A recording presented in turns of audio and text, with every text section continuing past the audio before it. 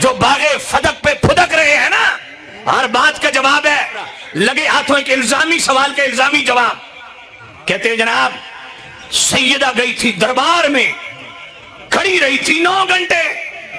میں نے کہا یار اچک کا لفنگا سیاستدان بھی ہو نا، اس کے پاس 10 بندے بیٹھے ہوں کو مائی آ جائے نا تو وہ کہے گا مائی صاحبہ ادھر ٹھہریے میں آپ کی بات سن لیتا ہوں، ادھر مرد بیٹھے ہیں. حیا نہیں آتی صحابہ کے متعلق یہ بکواس کرتے ہوئے؟ اور وہ سنی سب سے بڑا بغیرت سنی ہے جو یہ بکواس سن کے بھی چپ رہتا ہے. یار کیا اس دربار کی جس کی یہ رونر ہوتے ہیں اس میں مولا علی نہیں بیٹھے تھے، مولا حسن نہیں بیٹھے تھے، مولا حسین نہیں بیٹھے تھے، حضرت عباس نہیں بیٹھے تھے، بنو ہاشم کے دیگر افراد نہیں بیٹھے تھے؟ کوئی نہیں بولا کہ بی بی 4 گھنٹے ہو گئی ہے یا 9 گھنٹے ہو گئی ہے کھڑی ہے؟ شرم نہیں آتی یہ بات کرتے ہوئے؟ حیا نہیں آتی؟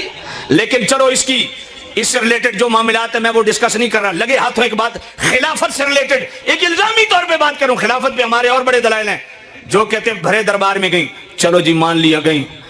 اب ذرا توجہ کر رہا میں بڑی بات کرنے لگا ہوں. اگر یہ نقطہ پوائنٹ آپ یاد رکھ لیں تو ان کو کوئی اور باغ نظر آنے لگ جائیں گے، باغ فدق بھول جائے گا ان کو. پوائنٹ میرا یاد رکھنا. ان کو اچھا جناب دربار میں گئیں تو پھر مولا علی کے پاس گئیں، اے علی میں اپنا حق لینے کے لیے آئی ہوں. کہا نہیں ابو بکر کے پاس گئیں. انہوں نے کہا اچھا پہلے خلیفہ تو مولا علی ہے. سمجھ نہیں ہے یہ آپ کو؟ پہلے خلیفہ تو مولا علی ہے. ارے سیدہ زہرا سے پوچھو خلیفہ بلا فصل کون ہے؟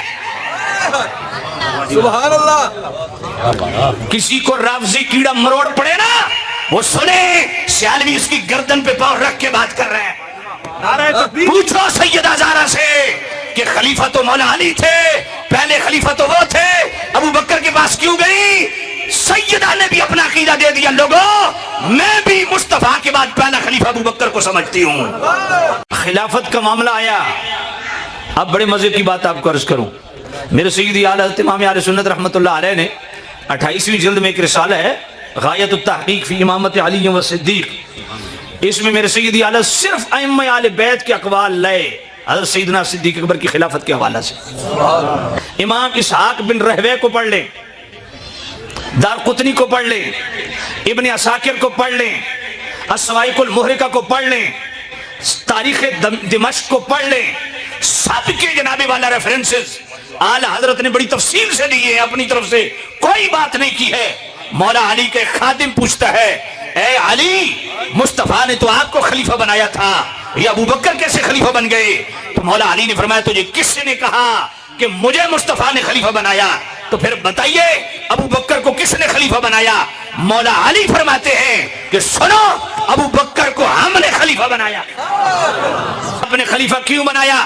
فرمایا اس لیے بنایا کہ مصطفیٰ کریم نے ابو بکر کو ہمارا دین کا امام بنایا. کہا سنو جب مصطفیٰ، میرے مولا علی فرماتے ہیں سنو اچانک حادثاتی طور پہ مصطفیٰ دنیا سے نہیں گئے، شہید نہیں کیے گئے، اچانک موت نہیں آئی. میرے کریم نبی اس مرض وفات میں جناب والا کافی دن رہے. فرمایا کیا مؤذن اذان دیتا تھا؟ کہا حضور دیتا تھا. کہا میں پاس موجود ہوتا تھا؟ کہا ہوتے تھے. تو فرمایا یہ کیوں کہا مروا ابا بکر فلیصلی بالناس، ابو بکر کو کہو نماز پڑھائے.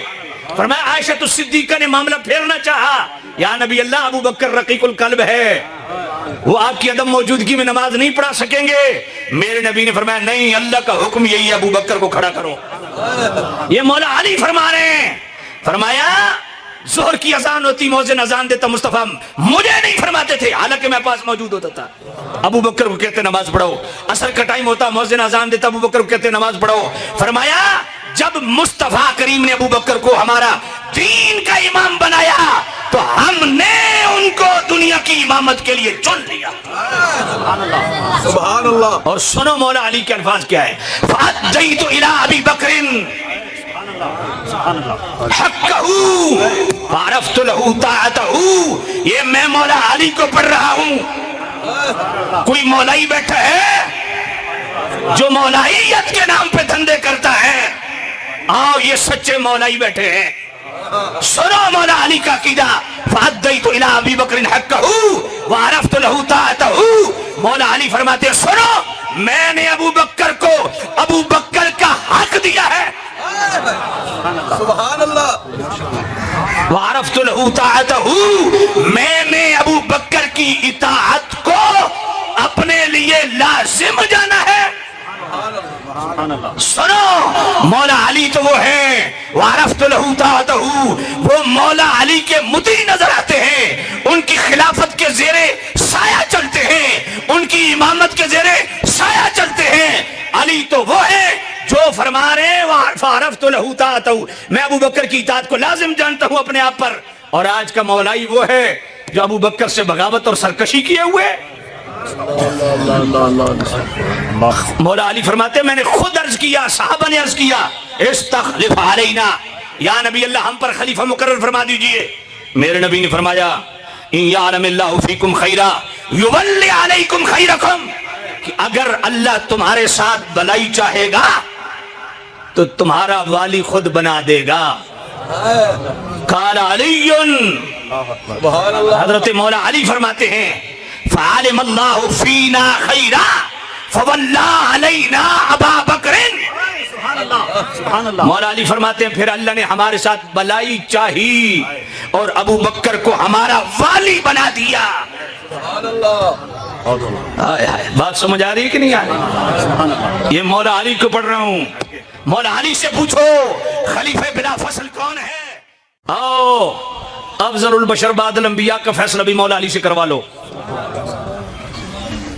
المختلف والمؤتلف دار قطنی کی پڑھو، فضائل الصحابہ امام احمد بن حنبل کی پڑھو، اور جناب کتاب السنہ امام احمد بن حنبل کے صاحبزادے کی پڑھو، اور کتاب السنہ امام ابن ابی عاصم کی پڑھو.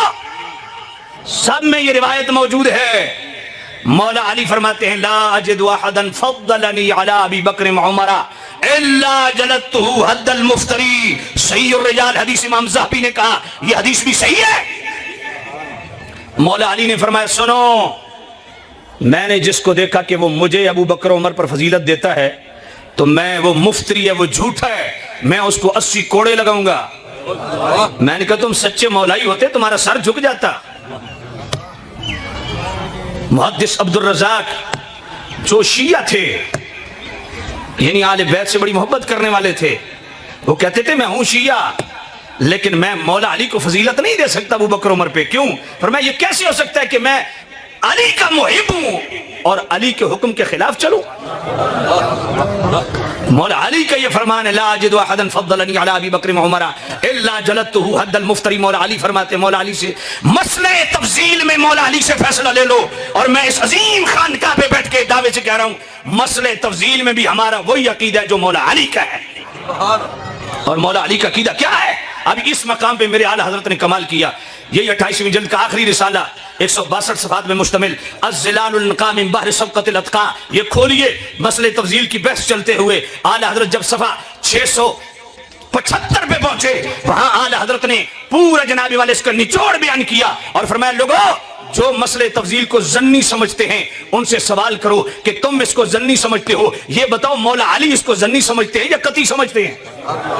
کہا مسئلہ تفضیل کو مولا علی قطعی سمجھتے ہیں. کیوں؟ فرمایا قطعی سمجھتے ہیں تبھی تو حد جاری کر رہے ہیں، تبھی تو جناب اس کو مفتری قرار دے رہے ہیں، کوڑے مارنے کا حکم دے رہے ہیں. تو مولا علی کے ہاں یہ قطعی مسئلہ ہے، مسئلہ تفضیل. اب اگلی بات سننا، بعض لوگوں کو یہ جناب والا غلط فہمی ہوتی ہے کہ جی فلاں ہستی بھی آل بیت سے ہے انہوں نے مولا علی کو فضیلت دی، یا فلاں صحابی ہے انہوں نے مولا علی کو فضیلت دی. خدا کی قسم 9 سال یہ بات میرے بھی دماغ میں اٹکی رہی کہ ان کا کیا کریں گے جن کا قول مولا علی کے قول کے معارض و مخالف ہے. یہ مسئلہ بھی، یہ الجھن بھی اعلیٰ حضرت نے حل کی ہے. اعلیٰ حضرت نے کیا کمال فرمایا، فرمایا سنو مولا علی ہمیشہ حق پہ. اگر جنگ جمل جنگ صفین میں مولا علی حق پہ ہیں اور جو مد مقابل ہیں ان سے خطا ہوئی، ہمارا عقیدہ ان سے خطا اجتہادی ہوئی. با امام ربانی مجدد الفسانی وہ تو اس حد تک احتیاط کرتے ہیں، 36 نمبر مکتوب پڑھیے. امام ربانی فرماتے ہیں کہ خطا سے کچھ زائد کہنا ہی خطا ہے.